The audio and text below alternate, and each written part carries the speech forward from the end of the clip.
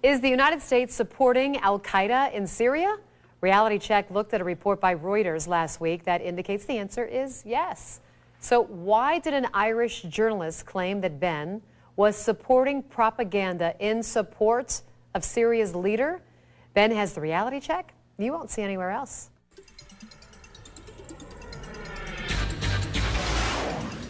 It was Sunday when Anonymous was able to hack the Reuters news service Twitter account. Well, as part of that, they tweeted our Reality Check based on a Reuters article that the Obama administration is secretly providing support to opposition forces in Syria. Here's a clip from that report. But the big question here that no one is asking, who are these rebels that the U.S. is supporting? Well, buried at the bottom of that Reuters article, quote, recent news reports from the region have suggested that the influence and numbers of Islamist militants, some of them connected to Al-Qaeda or its affiliates, have been growing among Assad's opponents. In response, a pro-opposition reporter from the Irish Times Online, Mary Fitzgerald, called our story pro-Assad propaganda. So is that true? Are we shilling for Assad? Well, maybe we're just shilling for the truth. Fact number one. There is no question that Al-Qaeda fighters are part of the opposition forces attempting to overthrow Syria's government. From the New York Times, July 25th. One Qaeda operative, a 56-year-old known as Abu Thuha, who lives near Kirkuk in Iraq, spoke to an Iraqi reporter from the New York Times on Tuesday. Quote, we have experience now fighting the Americans and more experience now with the Syrian revolution, he said. Our big hope is to form a Syrian Iraqi Islamic State for all Muslims and then announce our war against Iran and Israel and free Palestine.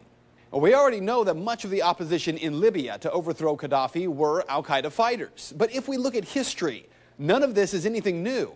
Fact number two, the creation of Al-Qaeda wasn't Islamic fundamentalism. It was the CIA. The Mujahideen was created by the CIA to cause problems for the Soviets. You might say that's crazy talk, right? Here's Secretary of State Hillary Clinton. To be fair, we had helped to create the problem we're now fighting. How?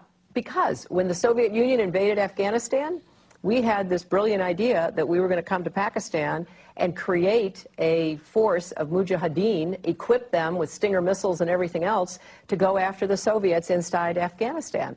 So it's not a conspiracy theory, it's history. And it's history that's being repeated in Libya and now in Syria. But there is a bigger problem here, one that every American should be questioning.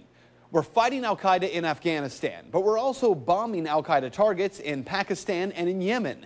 And as we do that, something occurs known as collateral damage. Hundreds of civilians in Yemen have been killed in just the first half of 2012 by U.S. airstrikes aimed at Al-Qaeda fighters. From NPR. In the mid-May strike in Jar, for example, Yemeni officials said 2 militants and 8 civilians were killed. According to residents we spoke with, no militants were killed, but there were 17 to 26 civilian deaths. That was just one of more than 40 documented strikes this year alone. By the way, in that picture right there, that boy is 15 years old, and he was wounded while watching his father and brother die in one of those airstrikes. So what you need to know tonight is heavy.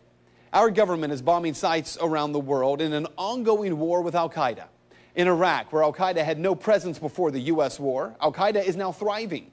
The same Al-Qaeda, yes, created by the U.S. government in order to harm the Soviets. And today, at least 13,000 civilians in Afghanistan are dead as a result of that war with Al-Qaeda. So with all respect to Ms. Fitzgerald from the Irish Times, this is not propaganda. Rather, it is the question that every American should be demanding answers on from Congress and from this president. Why are we giving Al-Qaeda fighters money and weapons to overthrow yet another government in the Middle East? Today, our government claims they're freeing the people of Syria. Tomorrow, if history tells us anything, we will be killing and wounding civilians in airstrikes and then referring to them as collateral damage in a war with an enemy who we brought to power. And that is Reality Check. If you'd like to make your voice heard on the story, head over to Ben's Facebook page. Find it by searching Ben Swann.